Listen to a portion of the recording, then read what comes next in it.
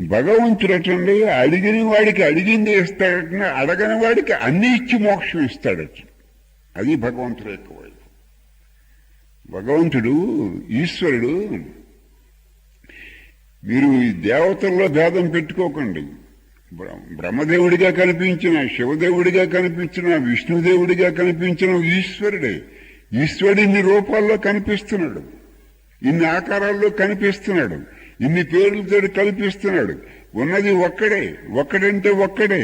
వాడిని జ్ఞానులు బ్రహ్మం అంటున్నారు, భక్తులు ఈశ్వరుడు అంటున్నారు. అంతకంటే తేడా ఏమీ లేదు. ఏదో కోరుకుంటావు, భక్తుని ఏదో నీకేదో కావాలనుకుంటావు, ఏదో కోరుకుంటావు, ఆ కోరిక నెరవేరవచ్చు.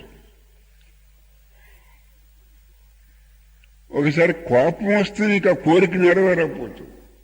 ఏంటి భగవంతుని నీ కోరిక నెరవేరలేదంటే కోపం వస్తుంది. భగవంతుడు మీకు ఆ కోరిక ఆ కోరికని మీరు సాటిస్ఫై చేస్తే మీరు పాడైపోతారని ఒకసారి అది ఫుల్ఫిల్ చేయకుండా ఆఫ్ చేస్తాడు. భగవంతుడి కంటే మించి మనల్ని ప్రేమించే వాళ్ళు ఎవరు ఉండరు. తల్లి భౌతికమైన ప్రేమల్లో తల్లి ప్రేమ గొప్పది.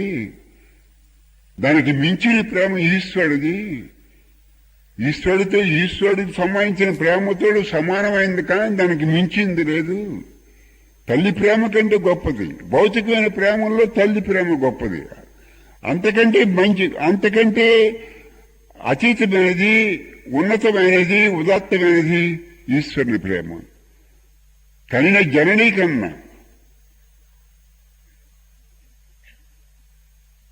తల్లి ప్రేమ కంటే నీ ప్రేమ అతీతమైంది అయ్యా అరుణాచలేశ్వరుడా.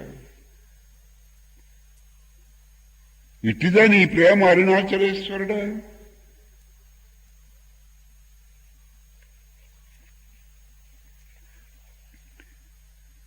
మనం ఏది పొందినా ఈశ్వరుని దయ.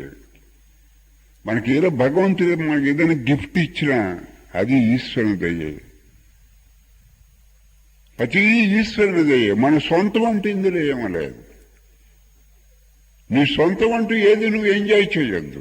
నువ్వు తినే అన్నం కూడా ఈశ్వరుడిది. అది ఆయనది. నీ సొంతం ఏది తినొద్దు, ఆయనదని తిను. నువ్వు తినే అన్నం కూడా నీది కాదు, అది ఈశ్వరుడిది. కానీ అది నువ్వు వానరు. దానికి నువ్వు తినే ఫుడ్కి కూడా వానరు నువ్వు కాదు, అది ఈశ్వరుడిది. ఆయనదనుకుని నువ్వు తిను, అది ప్రసాదం తింటే. నీదంటే ఇక్కడ ఏమి లేదు.